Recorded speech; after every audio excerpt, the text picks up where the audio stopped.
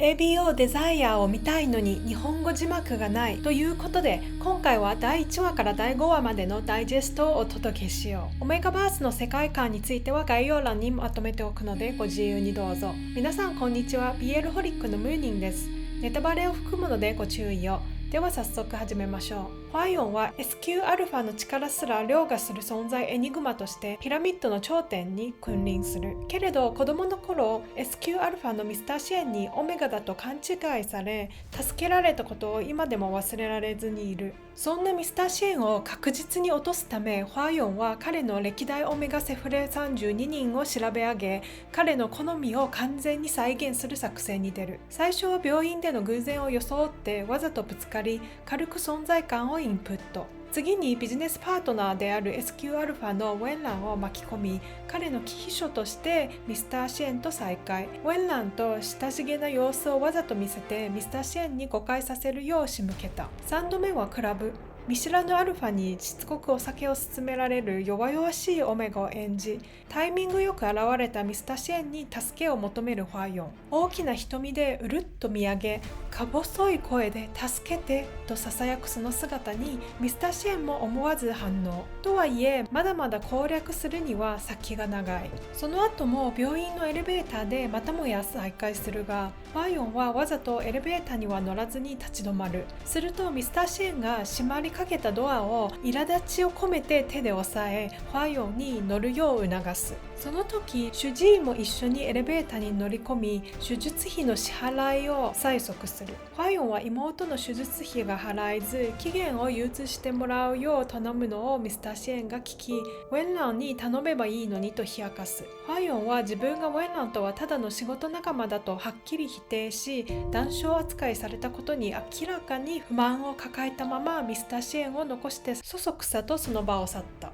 普段は消え入りそうな声で話すくせに、こういう時だけビシッと言う彼の後ろ姿に見とれ、ミスターシエンはファイオンの妹の医療費を全額支払った。このことをきっかけにファイオンはお金を返すという口実で頻繁に連絡を取れるようになった。ちなみに病院にいたのはファイオンの妹ではなくガオトゥの妹だった。オメガであるガオトゥは学生時代からウェンランに恋をしており、不可能だと分かっていながらもそばにいられるだけでよかった。ウェンランが大のオメガ嫌いだと知っているからこそ、自分はベータだと嘘をつき、10年以上フェロモンを抑える薬を飲み続けてきた。ウェンランがオメガのファイオンと親しくしているのを見て、ベータとしてそばにいる立場でさえいつ失うかわからないこの状態で口出しなどできるはずがない。話を戻して、ミスターシエンはファイオンを友人のパーティーに招き、みんなの前であからさまな特別扱いをする。酔ったファイオンを送る帰りの車内で、パートナーになってくれればお金の返済はしなくていいと提案するが、ファイオンはゆっくり返しますとかわしてじわじわ好感度を上げていく。ここまで来たらあと一押し。ファイオンはミスターシエンが甘いもの嫌いだと知っていながらも、毎朝丹念に焼き上げた手作りクッキーを会社の受付に届け続けた。嫌いなはずのものが少しずつ心に染み込んでいく。その変化の兆しをファイオンは静かに見つめていた。誰かを思い嫌いなものを黙って飲み込み続ける。それは恋が始まる前の静かでひそやかな予感。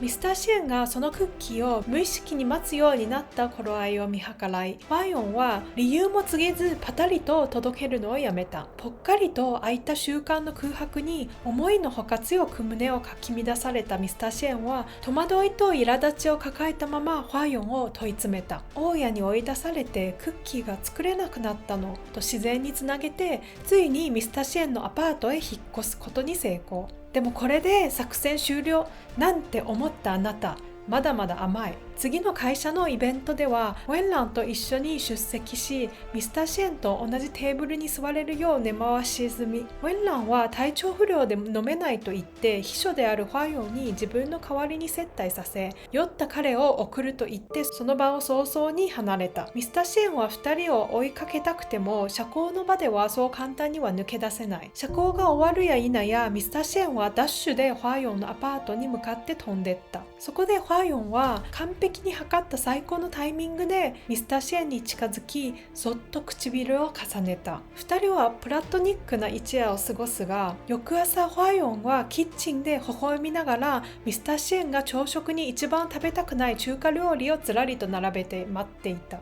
笑顔の奥に潜むそのしたたかさ、恐ろしすぎる。ミスター・シェーンはホワヨンと体の関係を持ちたいけれど、ホワヨンはエニグマ、つまり攻め側。もしベッドに入れば自分がオメガでないことがバレてしまう。だからホワヨンは自分はフェロモン混乱障害で頭蓋以外とは関係を持てないと言ってミスター・シェーンの心に火を灯したまま逃げ道を作った。その後もホワヨンは仕事に追われ、夜遅く帰る日が続いた。寂しさを持て余したミスター・シェーンは苛立ちのままクラブへと足を運び、酔いつぶれて帰宅する。全身にオメガの匂いをまとった彼を見た瞬間、ホワヨンの静かな怒りが空気を凍らせた。画面越しですら背筋がヒヤリとするほどの冷たさだった。ちなみにホワヨンが他人に本気で怒るときは半殺しにするのが日常。だがミスター・シェーンにだけは特別に一番優しい冷戦モードを選ぶ。ついにはもう出ていくとまで口にしたホワヨン。けれどそれは本心ではないのですぐに言葉を継ぐ。